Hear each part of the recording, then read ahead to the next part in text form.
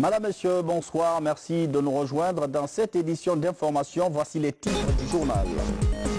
Professeur Alpha Condé à Madagascar, le chef de l'État a assisté à la cérémonie d'investiture du nouveau président malgache. Une présence remarquée aux côtés de ses pairs chefs d'État du continent. La fête de l'Ignam à Cancan, les producteurs se sont donné rendez-vous à Tintioulenkoro. Une grande exposition au rythme du Dundumba et en présence des autorités préfectorales et régionales. La Guinée et les 200 ans du braille, un système d'écriture tactile pour aveugles. Le centre Sogué vient de faire le point sur l'enseignement de cette forme de communication dans le pays. Voilà pour les titres. Madame, Messieurs, bonsoir. Merci de votre fidélité à la télévision nationale et bienvenue dans cette édition. Le président Alpha Condé, à peine rentré de Madagascar, s'est acquitté de certaines de ses obligations sociales. Il s'est rendu notamment dans plusieurs familles endeuillées ces derniers jours, parmi lesquelles vous avez celle du défunt préfet de Gekedou. C'est un compte rendu de Sanassi Keita. El Haj Muntagatal, Khalif général de Tidjania à Dengueraï, a tiré sa révérence ce samedi 19 janvier 2019 à l'hôpital de l'amitié sino-guinéenne des suites de maladie. Informé depuis Antananarivo, la capitale malgache, le président de la République arrive ce dimanche 20 janvier 2019 dans cette structure sanitaire du pays, en compagnie de plusieurs personnalités, pour présenter à la famille éplorée ses condoléances les plus attristées et prendre ainsi part à la levée du corps.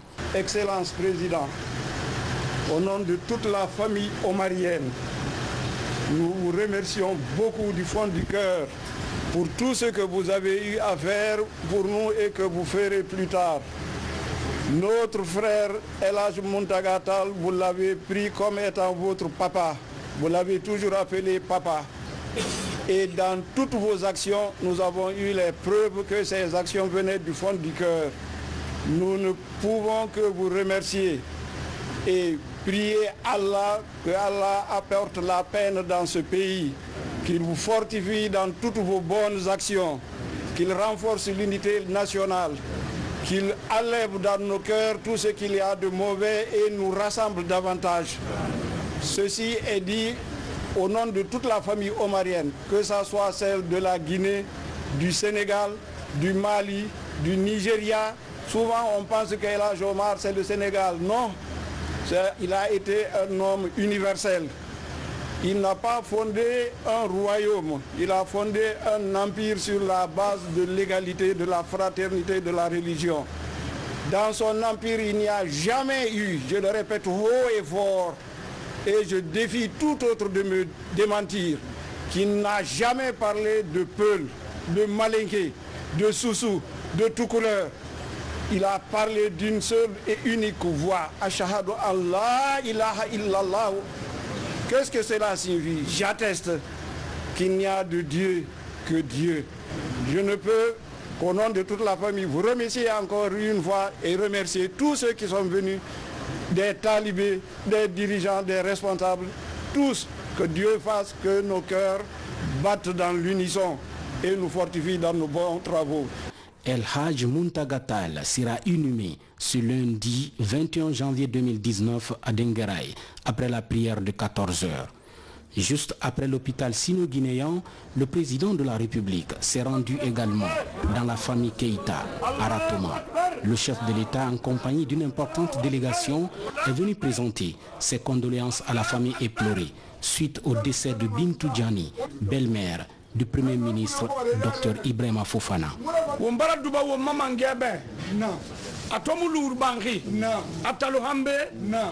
Annamarayagi amin asaragana hambari alaha ya bama ala ma tulmati mi kobera ala tulmati mi fanyera arafan na khema akunna keli ga fay mara ne makorara de amura fan na hamma akunna keli mura fama alna mane wayan kuisa agele ala baraka sa amanga yai amin ala ya fa won fam bimba amin نعم بريمبي آمين سوري إنه سيفيل ومبري نعم ومبري غاغلي تيغي وماما غيرا فنا بي أما الله بركة ساي آمين الله مالي آمين الله مالي ما يبرم مالي آمين الله مالي ما يبرم مالي الله مالي ما يبرم مالي آمين الله يبوغي لان أتوفا أن يكون أبلغي آمين الله تاريخ فاني فاما آمين أمان غيا تاريخ فاني الله فاما آمين أنا ما ريا غايا وري أنا ما ريا غامبي آمين.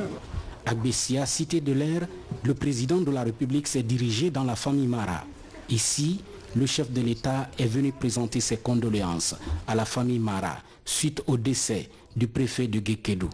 Louis Fago Mara est décédé à l'hôpital sino-guinéen ce samedi 19 janvier 2019 des suites de maladie. Nous sommes reconnaissants de tout ce que vous avez fait. Depuis Zéro Gorée, le jeune est rentré dans le coma. Et c'est vous qui l'avez transporté juste là, jusqu'à l'hôpital pour sa réanimation. Mais Dieu en a décidé autrement. Vos collaborateurs qui sont les ministres, ils n'ont pas abandonné. Ils se sont rendus à l'hôpital sino-guinéen, dans la famille ici, après le décès. Donc tout ceci, c'est pour marquer, n'est-ce pas, la compassion que vous avez toujours exprimée à la famille. Nous vous restons reconnaissants de ce geste. Après la famille Mara, le chef de l'État a pris la direction du quartier Dixine. Là également, professeur Alpha Condé est venu partager avec la famille Diaby les douleurs qui l'affligent suite au décès de Karamoko Diaby, président des bouchers de Guinée. Quand vous vous déplacez pour une famille, c'est que vous avez beaucoup d'estime et de considération pour cette famille. À retour, il me charge de vous dire qu'il vous remercie. Au fond des prières pour vous, des bénédictions pour vous et pour le peuple de Guinée. Tous les hommes, toutes les femmes de Guinée conscients souhaitent qu'il y ait davantage de paix dans notre pays, d'entente entre tous les Guinéens. Dans cette lutte, dans cette quête, c'est vous qui avez la responsabilité la plus importante. Vous êtes en train de donner l'exemple. Dans toutes les familles ici, que ce soit chez les Soussous, chez les Peuls, chez les Malinké, chez les Kissiens, les Thomas, les Guérzés, on vous voit venir présenter les condoléances. Ça passe à la télévision, tout le monde voit. C'est un signal, c'est un signe. C'est un signe, on vous encourage de continuer cette démarche. Ça permet de rapprocher les Guinéens. Ça permet d'effacer les rancœurs. Ça permet de penser beaucoup de plaies. C'est extrêmement important. Nous vous en remercions. Et donc, la Guinée est une famille.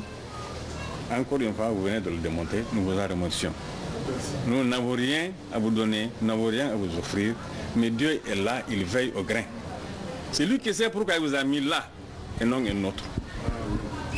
C'est lui qui sait pourquoi il vous garde encore ici. Nous, nous ne savons pas. Peut-être même vous, vous ne savez pas. Mais lui, Dieu, il sait. Que Dieu agrée nos vœux. Pour la levée du corps de Oumou Chérif, secrétaire général de la sous-section du RPG Arc-en-Ciel de Kouroussa, Doula, le président de la République, professeur Alpha Condé, revient à l'hôpital de l'amitié sino-guinéenne. Professeur Alpha Condé est venu présenter ses condoléances les plus attristées à la famille éplorée suite au décès de cette femme qui s'est toujours illustrée pour la cause du RPG Arc-en-Ciel. Ala Guinée fait, ala Guinée kadem fait. Koba ala Guinée soron, koba korosa soron, kwa na alele sorona. Abra wa kona abri kose. Menu tere dayan. Anu pormantole nani okatre fama kebra wa. Wika la te koni la atoloka.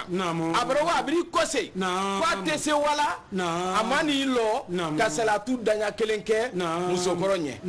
Fama ole islam. Momen ka président de la République nyombo. Non a dit la soukora kuma bara ban bani dunya beke to le ni kali la souko keradi kelade wina na di fo docteur Diané traye obra ko sawasa docteur Balo traye obra ko sawasa koni bi ko président fa ko ne gere traye gere bala ka bra ban ko la mo basia manuka anani wole danya kelena kana ki imaji mo balu sena ka duwa uke Partout dans ces différentes familles en deuil, le président de la République, professeur Alpha Condé, s'est rendu pour témoigner de sa compassion et partager avec elle ces moments douloureux.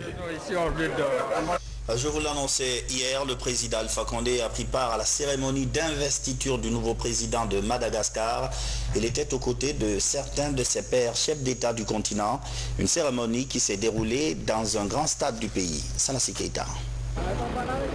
Madagascar, la grande île, ouvre ses portes aux personnalités venues des 4 coins du monde. Et pour cause, prendre part à la cérémonie d'investiture du nouveau président élu, ici, au stade municipal de Mahamasina, devant une foule de près de 40 000 personnes. Plus de 40 pays et organisations internationales étaient représentés ici pour témoigner de leur solidarité au peuple malgache. Parmi eux, 5 chefs d'État africains venus de la Guinée, du Ghana, de la Zambie, de la Namibie, des Comores, ainsi que de nombreux chefs d'entreprise, sans oublier bien évidemment Nicolas Sarkozy, l'ancien président de la République française, ici, aux côtés du président de la République, professeur Alpha Condé. À la tribune de ce grand stade de la capitale Antananarivo et devant ce parterre de personnalités, Andry Rajoelina a reçu les insignes officiels qui font de lui le nouveau chef de l'État de Madagascar. Dans son discours, le nouvel élu s'est fixé comme objectif de rattraper le retard de développement de la grande île en 5 ans. Pour gagner ce pari, celui que l'on appelle communément ici à Madagascar TGV promet de mener une lutte sans merci contre la corruption, le tout dans le but de bâtir un Madagascar uni, fort et émergent. Professeur Alpha Condé a mis cette visite en terre africaine de Madagascar à profit pour échanger avec la communauté guinéenne vivant dans ce pays, la situation socio-économique de la Guinée, les projets en faveur des jeunes et des femmes, les mines, les routes et la participation de la diaspora à l'effort national de développement ont été évoqués. Suivez. Elle s'est massivement mobilisée pour réserver un accueil enthousiaste au président de la République. Cette communauté guinéenne vivant à Madagascar a marqué surtout sa présence en grand nombre ici à Antananarivo pour témoigner de son soutien sans détour aux nombreux projets de développement engagés en Guinée par le président de la République, professeur Alpha Condé, en faveur de l'ensemble des Guinéens. Des projets mentionnés avec satisfaction par ces responsables de la communauté guinéenne de Madagascar, que ce soit dans le domaine des mines, de l'énergie, de l'agriculture, des infrastructures routières ou encore des habitats sociaux. Ces Guinéens de la grande île se sont fortement réjouis des résultats enregistrés aujourd'hui dans tous ces différents domaines de la vie socio-économique du pays, sous la direction du professeur président Alpha Condé. Professeur Alpha Condé qui visiblement s'est montré très ravi de voir une telle forte communauté guinéenne à Madagascar. Une communauté que le chef de l'État a appelée à se donner davantage la main pour vivre dans la paix, tout en se conformant aux règles et principes du pays hôte, le Madagascar. Évidemment, vous êtes dans un pays étranger. Vous devez d'abord respecter les lois. Je sais que certains d'entre vous sont dans les mines pour l'exploitation des pierres de couleur. Mais vous devez éviter ce qui arrive souvent aux étrangers. Par exemple en Angola, où il y a beaucoup de gens qui sont dans l'irrégularité. Donc quand on est dans un pays, on doit respecter les lois de ce pays. Et c'est ce qui peut permettre les autorités aussi de voir le bon œil. Le président de la République a par ailleurs expliqué clairement à ces Guinéens de la grande île la situation dans laquelle il a trouvé la Guinée et les réformes courageuses engagées pour son développement. Des ambitions fortes pour une Guinée émergente comme l'énergie, l'eau, la santé, l'éducation ou encore l'agriculture ont été évoquées par le chef de l'État. Mais l'accent a été mis surtout par professeur Alpha Condé sur l'agriculture, un secteur porteur de croissance et générateur de revenus qui tient à bras le corps le président de la République pour un développement socio-économique du pays. Une occasion mise à profit par le chef de l'État de montrer et d'expliquer à cette diaspora guinéenne de Madagascar à travers un support tous les programmes engagés dans le pays en faveur de la mécanisation de l'agriculture guinéenne. Une agriculture aujourd'hui en pleine mutation. Dans l'actualité nationale encore, parmi les acquis de la Troisième République, le barrage de Caleta considérée comme une des réponses fortes aux besoins du peuple. Le collectif des femmes et jeunes pour la paix était à Dubreka pour un meeting de sensibilisation et demande aux riverains du fleuve Concouré de soutenir le projet de développement de la Guinée. Mekile Moussa Kamara, Algassimoba. Situé à 173 km de la capitale, le district de Kaleta est dans la sous-préfecture de Tondon-Labaya, préfecture de Dubreka. Ce district regorge les plus importants barrages hydroélectriques de la République. Il s'agit des projets Kaleta, Soapiti et Amaria.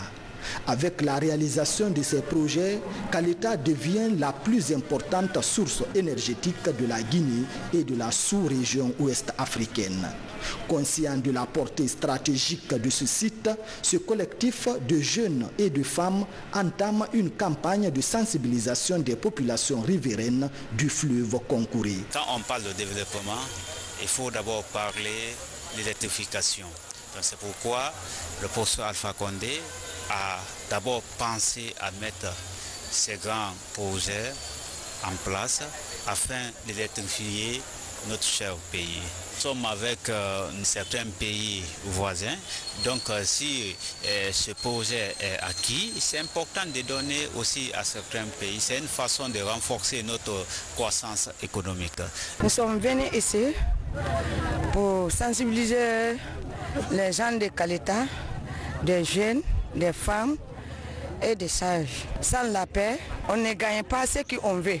On ne peut pas faire l'hôtel sans courant. On ne peut pas faire le projet comme président de la République. Il est en train de bâtir, il est en train de travailler. On peut le soutenir. À Sogolon, village proche de la préfecture de Télémilé, les messages sur la protection du fleuve Concouré sont appréciés. La protection de l'environnement et à la consolidation de la paix pour mieux profiter des fruits des barrages sont des valeurs partagées. L'âme de la Guinée aujourd'hui se trouve dans les mains des populations de Kaleta. Parce qu'il n'y a pas de progrès sans électricité, il n'y a pas d'industrie sans électricité, il n'y a pas d'émergence sans électricité. C'est pour cette raison, avec le développement de la nouvelle technologie, de l'information de l'antique, l'électricité est le pilier central de ce domaine. Au cours des différents meetings, le collectif est revenu sur les efforts déployés par le chef de l'État pour améliorer l'accès de tous à l'électricité en Guinée et sur le continent. La campagne est à intensifier pour que Concouré soit sauvegardé et surtout reboisé.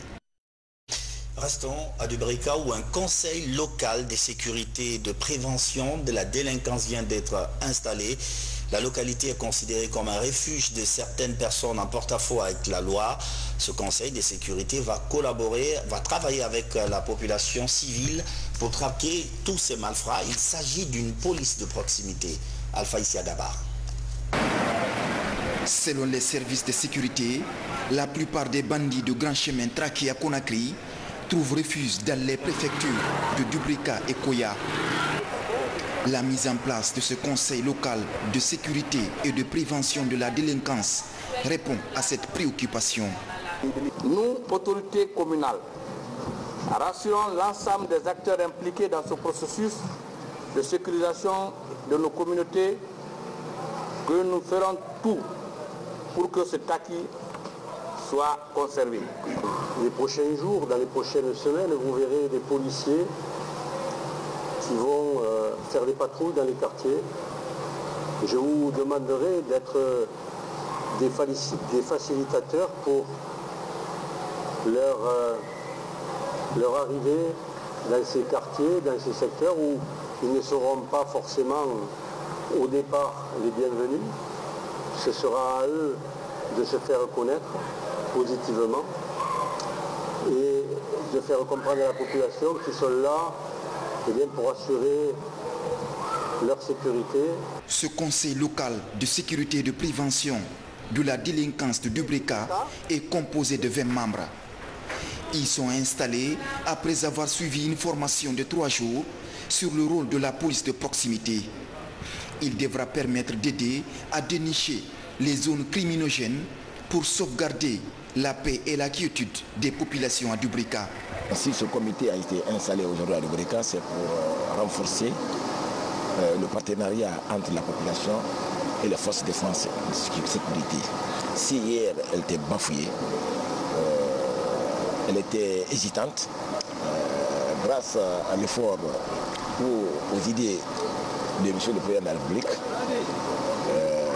que ce partenariat aujourd'hui est renforcé. Donc la confiance règne actuellement entre les forces de défense et de sécurité et sa population. Donc ce comité, à travers le maire, doit essayer de mettre un plan d'action et mettre ça à la disposition des forces de défense et de sécurité. La police de proximité n'est pas une nouvelle police, mais une méthodologie. Elle vise à rapprocher la police à la population dans la lutte contre le grand banditisme sous toutes ses formes. Elle évolue déjà dans les 5 communes de Conakry, Koya, Zérékoré et aujourd'hui à Dubrika. Les autorités du ministère de la Sécurité, soutenues par l'Union européenne, comptent élargir le projet dans toutes les préfectures du pays. Une cérémonie inédite, la fête de l'Ignam, le village de Tintin-Oulenkoro dans Kankan, a abrité l'événement qui a mobilisé tout le gratin régional et préfectoral. Une grande fête avec des expositions, la danse et des échanges d'informations sur la production de l'igname. Reportage Fodé Bangali Fofana. Tintin-Oulenkoro, cette petite localité a la réputation d'être une grande productrice d'igname. Une localité qui a donné naissance à Tintin-Oulé, chef-lieu de l'actuelle sous-préfecture située à 25 km sur l'axe Kankan-Kerouané. Tintin-Oulenkoro accueille la fête de l'igname. Ces femmes paysannes très actives préparent cette fête au cours de laquelle elles montrent comment elles ont réussi à valoriser ce tubercule à travers ces différentes préparations. Nous sommes en présence de l'igname grillé. C'est de l'igname qui a passé sur le charbon, qui a été grillé comme vous le voyez comme ça. Maintenant, après, on enlève les pellicules, la pellicule fine. On est fait comme si on épluchait le manioc. On épluche donc l'igname en enlevant la pellicule qui a la trace de la terre et on a le tubercule blanc qu'elle est en train de trancher pour la bonne consommation. C'est ce qu'on appelle le taux d'igname et sa caractéristique principale, c'est vraiment élastique et c'est très nutritif. Même la pâte simple, sans sauce, peut être consommée et à plus forte raison. L'avantage du taux d'igname, c'est que c'est les résidus ou bien les petits tubercules qui sont abandonnés, que l'on jette généralement, c'est ce qui est récupéré, épluché, tranché, séché. Et ce sont ces cossettes-là qui sont transformées en farine. Et c'est cette farine-là qui est cuite pour faire du taux. Les techniques de transformation actuelles font que nous ne perdons rien sur l'igname si ce n'est pas les épluchures. Et généralement, on donne les épluchures aux animaux. Cette fête de l'igname est l'initiative de 19 organisations de producteurs d'igname dans la région qui se sont retrouvées pour créer une plateforme. C'est cette plateforme qui a sollicité célébrer une journée appelée Fête de l'igname. Le gouverneur de la région a répondu à cet appel, cette action allant dans le sens des objectifs du président de la République, professeur Alpha Condé. La célébration de cette fête est le fruit d'un partenariat direct entre la Fédération des producteurs d'igname et l'ONG Association guinéenne pour l'environnement et le développement. Une relation très historique. On a été la première ONG en 2006 qui a soutenu cette filière. En ce moment, on ne parlait pas de fédération. C'était une simple union qui regroupait 2 villages seulement, Tinti-Ouling et Kalankalan. Les techniques de transformation de l'igname, on est venu avec ça. On les a expliquées avec les chercheurs de Bordeaux qui sont venus les expliquer. Actuellement, ils ont plus de 9 recettes de transformation. Ainsi, on a tenu une réunion au siège social de la fédération. On s'est entendu avec eux d'organiser une journée igname. Nous, on l'appelait la fête de l'igname. Tous les producteurs de l'igname des 4 préfectures productrices de l'igname dans la région, Kankan, Kerouané, Mandiana et Kouroussa, invités, sont venus échanger sur les problèmes de semences, de transformation et de commercialisation. Au cours de cette rencontre, les femmes ont exposé toutes leurs possibilités de transformation de l'igname. Nous avons assisté à quelque chose d'extraordinaire. 14 préparations de l'igname. Ces 14 préparations de l'igname vont, j'en suis sûr, amener ceux qui aiment l'igname, les consommateurs d'igname, à exprimer davantage leurs besoins par rapport à cette consommation. Et plus la consommation est élevée, c'est-à-dire la demande est élevée, plus les producteurs qui font l'offre vont essayer de faire une adéquation entre l'offre et la demande. Donc nous avons décidé de choisir un jour dans l'année, ce sera au mois de décembre, qui sera consacré à la journée régionale de l'igname. Et cette journée sera célébrée au niveau de toute la région. L'ONG, Association guinéenne pour l'environnement et le développement, prend cette action à bras le corps pour aider les paysans à valoriser leurs produits qui se situent dans l'axe de développement agricole et de l'autosuffisance alimentaire. Après l'igname, on va s'intéresser cette fois-ci au braille, un système d'écriture tactile pour aveugles inventé en 1825 par Louis Braille, qui avait lui-même perdu la vue à la suite d'un accident. Près de 200 ans après, le centre Sogué en Guinée rend hommage à l'inventeur français et fait le point sur l'enseignement de cette forme de communication. Lancé Kamisoko, Diamokaba. La Guinée a pris du temps pour s'engager dans un système éducatif basé sur l'écriture braille. Les premières démarches ont lieu dans les années 90. En collaboration avec le Luxembourg, le premier établissement d'enseignement de l'écriture braille est ouvert en 2002. Aujourd'hui, l'école compte 58 élèves pour 8 salles de classe gérées par un personnel enseignant constitué d'aveugles et de malvoyants. À la célébration des 200 ans de l'écriture braille, les responsables de cette école apprécient les acquis et s'engagent à relever les défis qui se posent encore en termes d'égalité des chances pour tous les enfants. Malgré les efforts fournis par l'État, le centre est confronté à des difficultés qui sont manque d'ouvrages pédagogiques, manque de matériel didactique adapté, non-fonctionnement de la cantine scolaire, non-fonctionnement du point d'eau. Trouver une solution à ces problèmes nous permettra de donner de l'espoir à tous ces enfants qui sont sous notre protection. Pour appuyer la Guinée à gagner ce pari, l'ambassadeur de la Grande-Bretagne offre un important lot de kits scolaires et didactiques à l'école Sogué de Taouya. Des outils obtenus après sa participation au concours semi-marathon de Conakry de l'année dernière. Pour cette diplomate, c'est l'aboutissement d'un rêve. C'était en tant qu'ambassadeur que j'ai couru les 12 km le semi-marathon de Conakry. Et j'ai demandé à mes amis partout dans le monde, à mes contacts, les personnes, les hommes d'affaires, les femmes d'affaires, tous les contacts de l'ambassade. Et je leur ai demandé de me parrainer. Oui, de me donner quelque chose si je réussissais à courir les 12 km. Et bon, je l'ai fait. Et c'est comme ça que nous avons réussi à avoir des financements. Nous adressons les vives félicitations à Madame l'ambassadrice de la Grande-Bretagne. Elle a consenti de gros efforts qui ont finalement abouti à l'achat de ce matériel à travers une importante levée de fonds à Londres. Toutes nos reconnaissances à Sightsaver, qui a sans doute appuyé le dossier auprès de l'ambassade. Depuis l'ouverture de cette première école des aveugles et malvoyants il y a 16 ans, l'État guinéen travaille à doter les régions des écoles spécialisées dans l'enseignement de l'écriture braille. C'est là en conformité avec certains de ses engagements internationaux. Il y a déjà une école des aveugles à Zérekouré. Braille, c'est fonctionnel. C'est fonctionnel. Donc il y a une école aussi à Kankan. Et on est en train de construire un institut des jeunes aveugles à Kankan, parce que on n'est pas sans savoir que l'onchocercose a sévi dans cette zone-là. Et c'est une zone où on rencontre beaucoup de personnes déficientes visuelles. L'autre défi de la formation scolaire des malvoyants du pays est l'ouverture d'une école secondaire. Jusqu'ici, après l'examen d'entrée en 7e année, les admis sont orientés dans des écoles normales avec les autres élèves. Malgré tout, les plus tenaces parviennent à pousser leur niveau de formation jusqu'à l'université. Et puis les épouses des membres du gouvernement étaient chez la première dame de la République. Des retrouvailles pour la traditionnelle présentation des vœux, c'est le premier élément de notre rubrique Guinée en bref, présentée ce soir par Djamokaba et Moussa Bangora.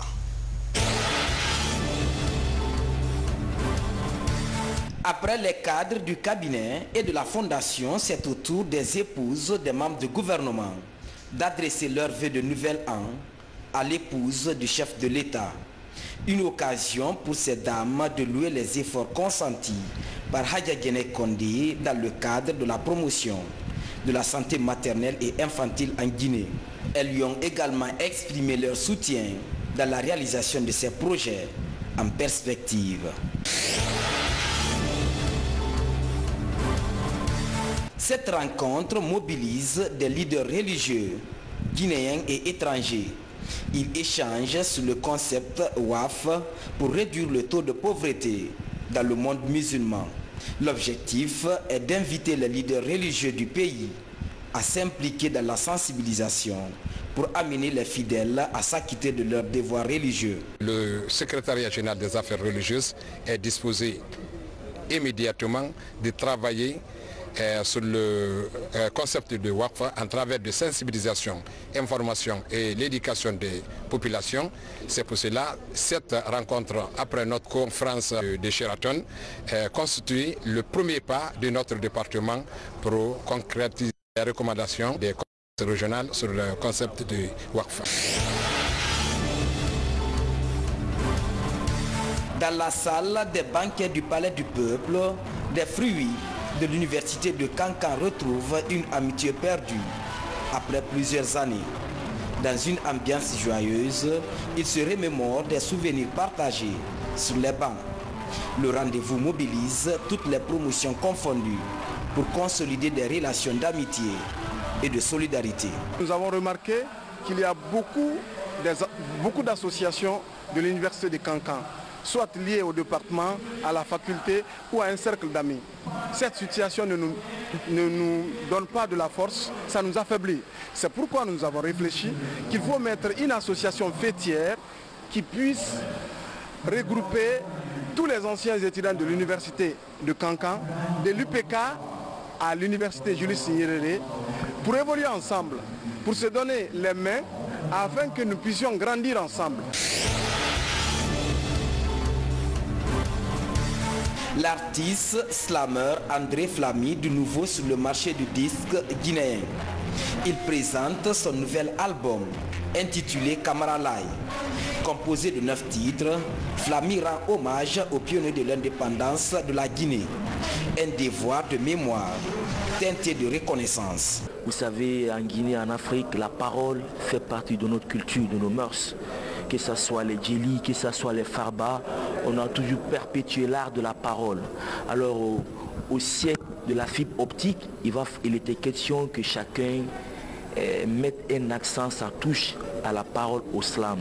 C'est pourquoi pour ce premier album slam, on a voulu parler des grandes plumes comme Kamaralai, comme William Sassine, mais aussi des choses qui nous rassemblent. Des opérateurs économiques africains bientôt primés pour leur participation au développement économique du continent. Une structure privée se propose de les décorer au cours d'une soirée qui sera organisée à Abidjan. Mais c'est d'abord la phase des sondages pour connaître les noms des hommes d'affaires les plus influents du continent. Isidore Gonona, Nanamo de Tungarata et David Silla sont nos envoyés spéciaux en Côte d'Ivoire. Alice au cadre ivoirien et étrangers pour lancer officiellement le prix africain de développement PAD. Un prix qui vient récompenser et valoriser l'engagement, le savoir-faire, bref, le mérite des bénéficiaires en faveur de leurs pays respectifs, en particulier, et de l'Afrique en général. Quand on parle de l'émergence de la Côte d'Ivoire, c'est vrai, mais c'est l'Afrique et la Côte d'Ivoire fait partie de l'Afrique. Donc on a estimé qu'il était temps qu'on passe à l'international, au premier aussi des acteurs de développement qui sont en Afrique et qui sont méconnus, mais qui travaillent aussi pour l'Afrique.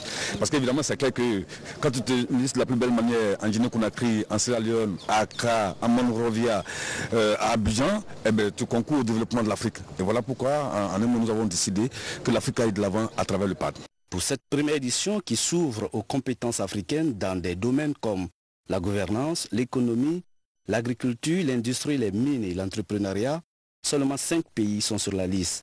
Il s'agit de la Côte d'Ivoire, du Maroc, de la Guinée, de la Sierra Leone et du Ghana. Pour le Conseil des Guinéens de l'étranger, section Côte d'Ivoire, la participation de la Guinée à de telles initiatives est à encourager. C'est une très bonne chose. Nous avons déjà entendu, mais nous n'avions pas participé. C'est une bonne chose de faire honneur et d'encourager tous ceux qui se battent quotidiennement pour le bonheur de leur peuple et dans leurs domaines respectifs. C'est une très bonne chose et nous avons été très ravis d'assister à cet événement et surtout contents de voir que notre pays est représenté ici par la RTG et on remercie le gouvernement guinéen d'accepter de participer à tous les événements importants parce que ça voudrait dire que la Guinée ne dort pas, que nous avons des compétences en Guinée et que nous avons des personnes valables qui honorent toute l'Afrique.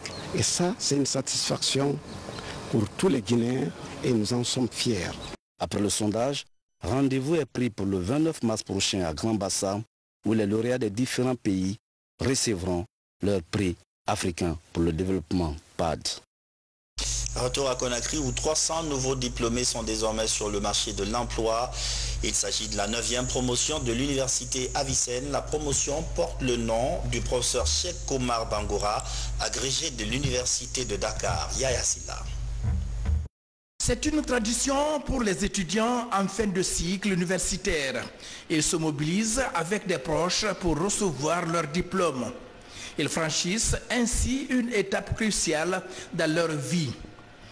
Prêts pour la vie professionnelle, ces jeunes diplômés témoignent de leur gratitude à leurs formateurs dévoués. Chers professeurs, nous tenons à vous affirmer que nous ne voudrons jamais et pour toujours, et nous de toutes ces années intenses et de travaux et d'encadrement sans faillite. Chers étudiants, avant de nous séparer pour suivre nos chemins respectifs, je tiens à vous souhaiter personnellement une bonne journée, bonne chance à tous. Ils sont 300 formés depuis 3 ans dans les filières comme l'économie informatique, géomine, architecture, génie informatique et tourisme. Leur promotion honore un éminent professeur méconnu dans son pays. Je suis comblé de joie, mais aussi de fierté. Je me disais même que je n'allais pas retrouver ma voix pour vous parler. Parce que il m'a informé à un moment difficile. L'université Avicenne exerce depuis 2008 à Lambagny. Sa contribution actuelle dans la formation des cadres de demain est fort appréciée. Ce sont des étudiants qui ont passé 3 voire 4 ans pour certains au sein de l'université Avicenne. Ils ont eu un parcours sans faute avec un encadrement irréprochable et un corps professoral qui a développé toutes les stratégies pour leur prodiguer des enseignements de qualité. Aujourd'hui, c'est l'apothéose, c'est un jour solennel de remise de leur parchemin et ça s'est très bien passé. L'université Avicenne est parmi les institutions d'enseignement supérieur privées où la maîtrise de l'informatique et de l'anglais sont obligatoires. C'est la fin de cette édition d'information. Merci de votre fidélité à la télévision nationale. Demain, les informations, c'est avec Oumou Touré pour les éditions de la matinée et Falilou Diallo pour la grande édition du soir. Bonsoir et à la prochaine.